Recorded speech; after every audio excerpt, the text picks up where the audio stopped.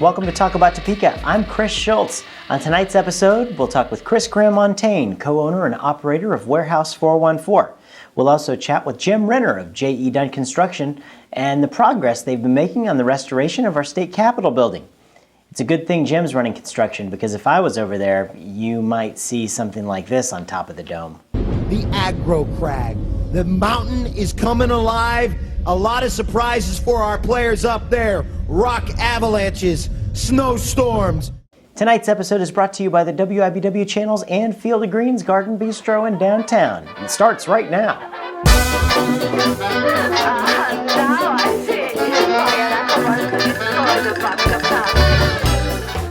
We want to take a few minutes to thank all of our viewers and guests who have given us so much encouragement since we began Talk About Topeka. This is our 10th episode, and it's a milestone achievement, a touchstone of Topeka's growth and worth and discussion, an Oliver Stone of our production ability, and a cold stone treat after the show. A stone cold Steve Austin. I could do these all night, but getting back to the point, episode 10 means we've brought you a landmark 5 full hours of produced television airtime, and over 20 of some of the city's most incredible people have graced Studio 10. Our mission has been to introduce Topeka to the people and places that make her tick.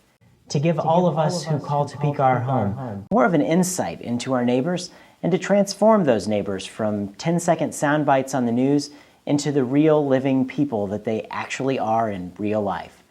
We not only want to give you the tools to enjoy the best that Topeka has to offer, we want those tools to encourage you to engage with your community and to make your own opinions. As we look back, we can't help but to grin. But as we look forward, our grins turn into proud smiles. Thanks for your dedication and friendship, and thanks for trusting us to invade your homes every week. So keep your windows unlocked and set another plate of those cookies on the end table, because we've only just begun.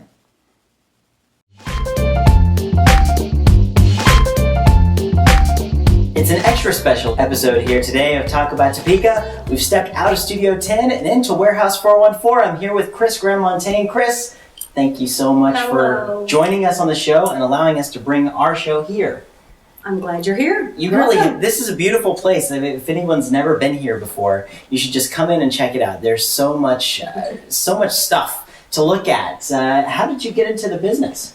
Oh my goodness. John and I have been collectors from way back. And 23 years ago, we quit our good paying jobs and said, hey, let's do what we want to do. And we opened up a little secondhand store, or a little vintage furniture store out in the old Highland Crest bowling alley out on Southeast 29th Street. Oh, wow. And then we were there until 1993, from 1989 to 1993, and we bought the old Seymour building at Crane and Quincy, and we thought, okay, we're going to go open up our store there. Well, our design business started taking off right about that time, and it blossomed and grew until we couldn't get it. We never got a store open. And about 6 years ago, a friend of ours had told the people that owned this building that they should call John and I. We walked through the front door and I went, I have to have this building. It's really a big, beautiful, easy building to fall in love with. And it's a lot of just creative design that you guys have done. All the stuff we like. It's a big playground. This is a big playground for you. Yes. I know it is. Yes. I mean, you've got just amazing. You walk through the front door and you see the display of furniture, and you see that you refurbish furniture. You do all that. We do some. Actually, most of it is the way I get it. That's great. And then if it needs to have something done, a lot of the sofas really need to be reupholstered. Maybe there are a couple that have been redone, but most of the time they're here for their form and everything, and the customer is going to actually get it reupholstered, or I can help the customer get it reupholstered. Yeah. How did you find yourself getting into that type of vintage furniture? Yeah. My mom, I grew up going junking with my mom. Yeah. From the time I can remember, we went to the dump, to the Salvation Army, to all those stores, and she actually called it junking. Some of this furniture is just so regal. I mean, we were walking in, it's like, if you're going to sit down on that couch over there, you're going to feel really special. John or I, one or the other of us, pick every piece. And I try to, good design is good design, whether it's 100 years old or 5 years old or 2 years old. And I look for good lines, furniture that was really nice furniture to start out with. One of my design philosophies is if you love something and you love something else and they really look like they don't have anything common, they already have one thing in common, that you like them both. So. That's right. The art comes across in everything in here, but everything that you do personally. I mean, all the things you've done for the First Friday Art Walk. You just got an Artie Award from Arts Connect. Yes. Congratulations on Thank that you. for all the Thank things you. that you've been doing. But I mean, so what have you guys been doing with it First Friday? I just thought it would be fun to show art in a non-traditional gallery setting, to show the art in actually a room setting, so that people could get an idea of what it was going to look like with their furniture. Yeah. And then we do have the West Gallery, where it kind of is a traditional gallery, only it's kind of a warehouse gallery. Yeah, Trying to play that up. It's been very successful. Last First Friday, I think we had at least 1,000 people.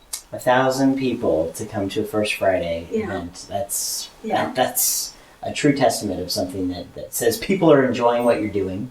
And I mean, you're onto something. I mean, Yeah. you really are. Well, our city is on to something. Yeah, that's true. We really have a real boom in our art community, and our people that are recognizing that we have a great art community. Yeah. And getting out and supporting it. There's a lot of organizations, a lot of people, a lot of things that just did not exist.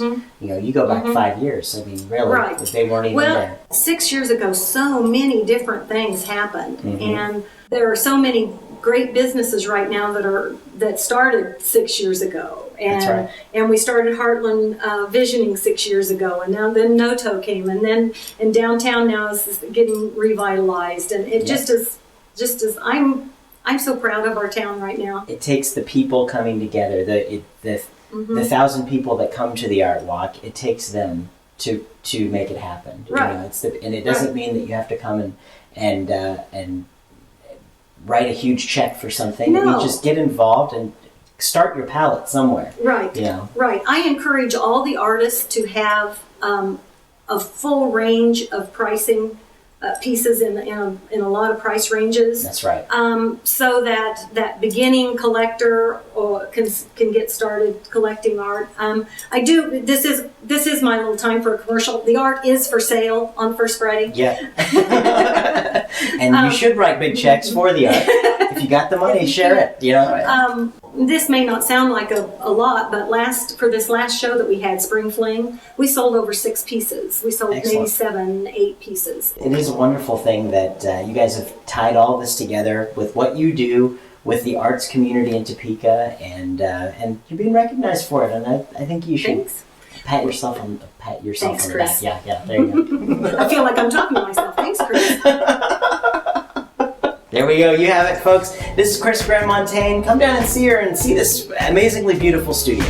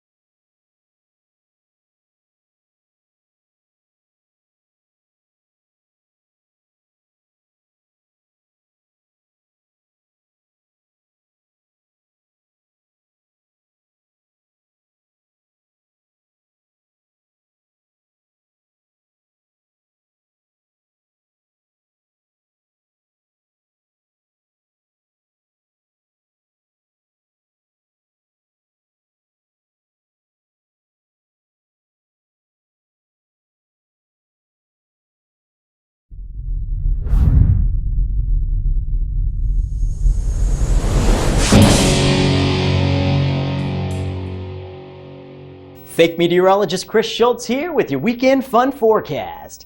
As you can see by our WIBW Topeka newsletter talkabouttopeka.com logo cam, there's a 100% chance of fun this weekend here in the capital city. The drag races are coming to town. Not those races. I meant the NHRA Dollar General Summer Nationals at Heartland Park, May 18th through the 20th. Tickets are on sale now for one of the biggest events in Topeka. Don't miss out on all the excitement. Welcome to Topeka, race fans. Fatherhood Action is holding the 3rd annual Fathers and Family Expo, Friday and Saturday, May 18th through the 19th at the Ramada Convention Center in Topeka. The event features activities, information, and opportunities for dads to be more actively involved with their children and family. For more info, drop by fatherhoodaction.org. What happens if you sing country music backwards? Well, your heart mends, you get out of jail, you get your job, your wife, and your truck back, and you stop having fun. Oh, did I mention your dog comes back to life? Plan to come out to the Expo Center on Friday evening and catch an artist that certainly doesn't sing backwards. Eric Church, who got the 94.5 Country Stampede off to a rowdy start this past summer as the opening night headliner, will return to Kansas with his Blood, Sweat, and Beers tour. For more info, stop by ksexpo.com. If you feel like staying in this weekend, we have the best free solution for you. Drop by talkabouttopeka.com and catch up on our previous episodes so you can meet some of the people that make Topeka tick, and you can be the talk of the dinner table. And if you're feeling a little bit daring, find us on Facebook and like our page so we can keep you informed. Remember, that's talkabouttopeka.com. And that's just the tip of the iceberg. Be sure to check out all the cool stuff happening this weekend in the capital city. I'm Chris Schultz, and remember, keep talking about Topeka.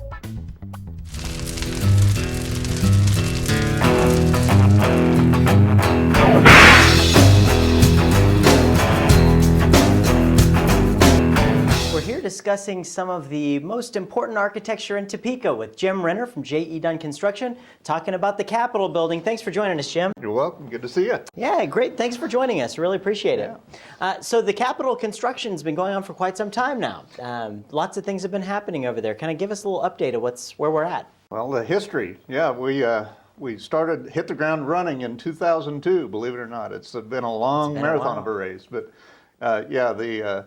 the restoration project began with the parking garage that was constructed off 8th Street.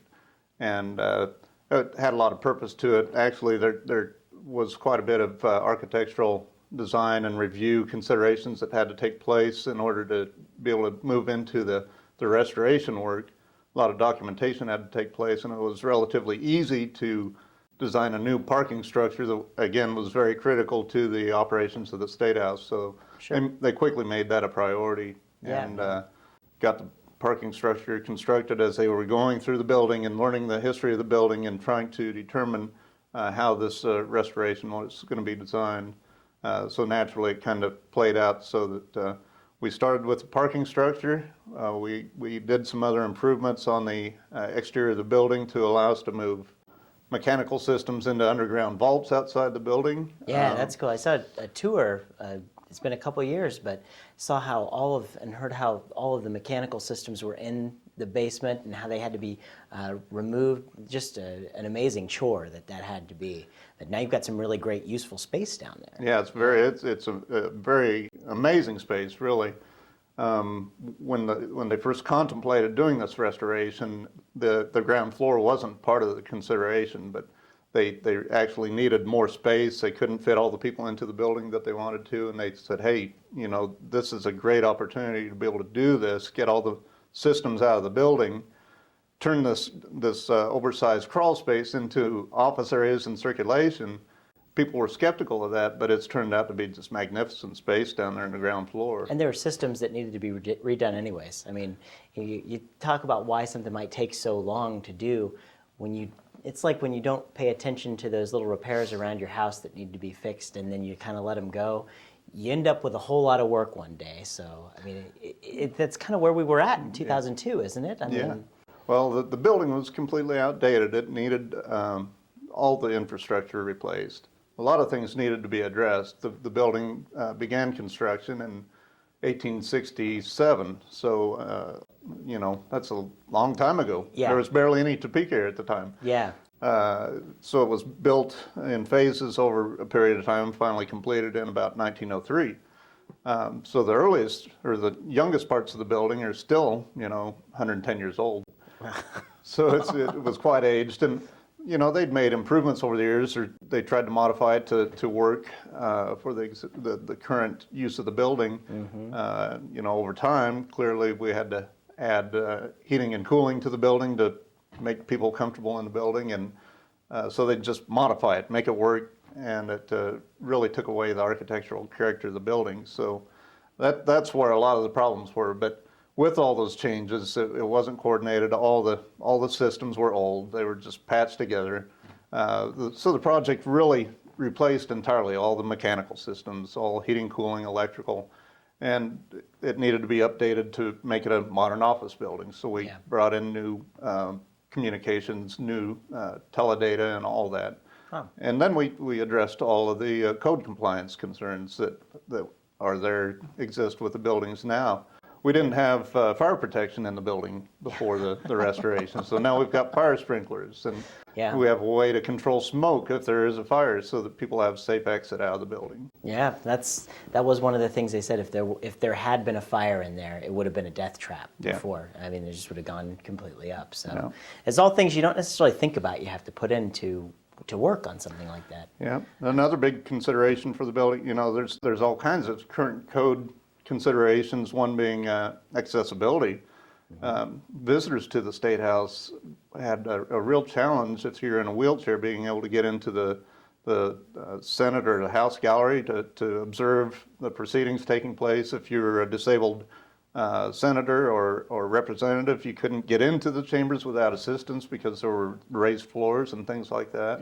So these things have been addressed. Adequate restroom facilities have been put in place, and it's going to be just a wonderful building when it's all complete. And speaking of visitors, they're putting the visitor center. The visitor center structure was constructed kind of in conjunction with the construction of the parking garage. Okay. They needed to build the structure in order to get the people from their cars and into the north side of the building. So that the concrete structure's in place. It never progressed beyond that. It was always intended to be the last portion of the project to be completed. So right now there is no visitor center. In fact, it's the one remaining portion of the building that hasn't been funded yet, and the legislature right now is considering funding for that. It's intended to be privately funded. There hasn't been a real outpouring of support for the funding for the private funds for that, so I think they're considering doing a front to take care of that and then still pursue the private funding for that. So it's the visitor center that is left to be complete, and the site work that is another design package that hasn't been funded yet. We talked to Andrea Burton, who's the tourism coordinator over there, just last episode actually, and she was telling us how important it is, you know, how many different people actually visit the Capitol building from out of state. And I can back that up being a restaurant guy right next to it. I see all kinds of visitors from out of state. It's probably the number one thing in Topeka that we have to really draw people in to show them that's going to make them look at everything else. I agree. I don't think it's just Topeka though. I think people come to Kansas a lot of times to see the State House. We see a lot of visitors coming through. You can be passing through there in the evening or late afternoon hours and run into people that want to stop and talk, and they're from California, and they've been traveling, and they like to stop and see historic buildings, and one of the main attractions is capitals or state houses of the various states. It's a big beacon off of I-70. Right. You definitely see it. Yeah. I also want to get into the roof. That's been a big hot button issue. What's going on with the roof and the dome over there? Yeah, right now, well, last year the legislature did decide to fund a replacement of the roof and dome copper, the copper finish of the roofs. There has been a lot of deterioration in the roofs, and there's been a lot of leak problems here recently, particularly in the wings that we see a lot of it. It's a concern, you know, when we're going through and we've done this much restoration work to the building on the interior, we want to make sure that it's protected and we aren't having these leaks. one of the questions is, frankly, why are we dealing with the roof at this point, this juncture of the project? Yeah. You would think it would be early on. Sure. There was consideration of the roofs early in the project. Experts looked at them, and there wasn't well-documented problems with leaks and water problems and things like that. Copper generally will last a long time, and you can make repairs to it, and it'll be a good roof system for a long time. So we entered this restoration period with the idea that we were going to go in and make repairs to the copper roof. As we did that, they were failing, and it wasn't the repair, it was adjacent areas. We'd repair this, and then this area over here would tear or have a problem. Oh, yeah. And we began to look into it a little bit more, and there's deterioration of the copper. There were poorly detailed architectural details for the roof that really prevented it from working the way it needed to. So the decision was it needed to be replaced. The architects have designed a roof replacement. It improves the details. It considers all the expansion and contraction of the materials. And so we'll have a quality roof system out of it that will last for decades, if not centuries. It's intended to be a long-term roof. That's what you need with a project like that, Yeah. Absolutely. What other things is JE Dunn doing around Topeka? It's interesting. A lot of people think we're only at the Capitol, but yeah, we've been doing a lot of other work around. We just completed a project at Aldersgate Village, a remodel to do a recovery center for the facility. And it's an important aspect for aged facilities to get people out of hospitals and recovering in these. It's a fantastic, beautiful work out there at Aldersgate. Yeah. We've also been working some with H.T. Paul Company, doing some tenant improvements through downtown. They've been a great team to work with. We're also working over at St. Francis Hospital right now, just about to start a remodel of the nursery and a new NICU unit over there.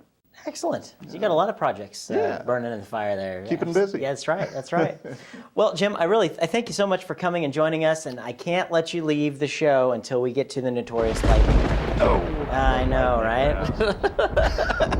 We're going to put 60 seconds on the clock. I'm going to ask you a bunch of silly questions, and you give me the first answer that pops into your mind. Okay. All right. Ready? 60 seconds, and go. What's your favorite musical group? Alan Parsons. All right. Favorite kind of food? Mexican? All right. Regular or decaf? Regular. I know, Absolutely. right? What's the point? In your opinion, what was the greatest movie ever made? Star Wars. All right. What's your favorite tourist attraction in Topeka? That would be the Capitol building. Hey, good job. If you could bring a dead celebrity back to life and ask them one question, who would it be? What question would you ask? Abraham Lincoln, and how did it feel to end the Civil War? All right, very good. How about paper or plastic? Plastic. All right. That's a trick question. It is, really. What is your favorite television show to watch Tuesday nights at 9:30 on MyTV? That would be the Talk About Topeka show. Hey, very nice. Jim, thank you so much for joining us. All right, thanks for having me. Come back and update us as things happen over at the Capitol. Will do. We'll be done in September, so we'll be back then. All right, very good. I am the eye in the sky.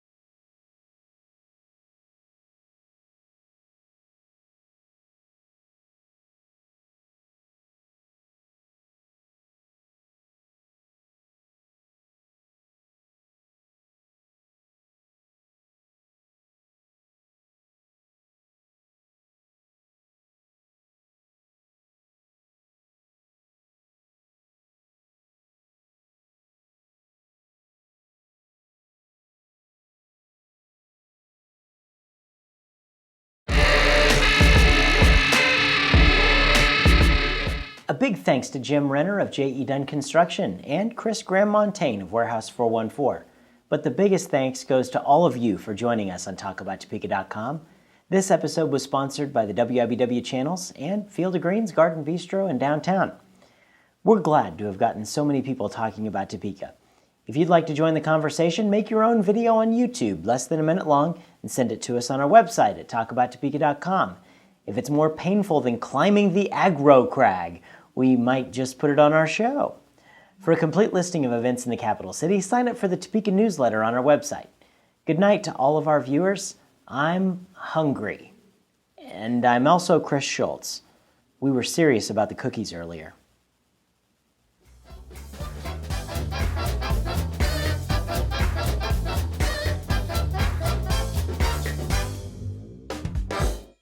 Rock avalanches, snowstorms, slime in your face, smoke in your face, water in your face! Mo, tell us about the rules! Maybe even Mike in your face.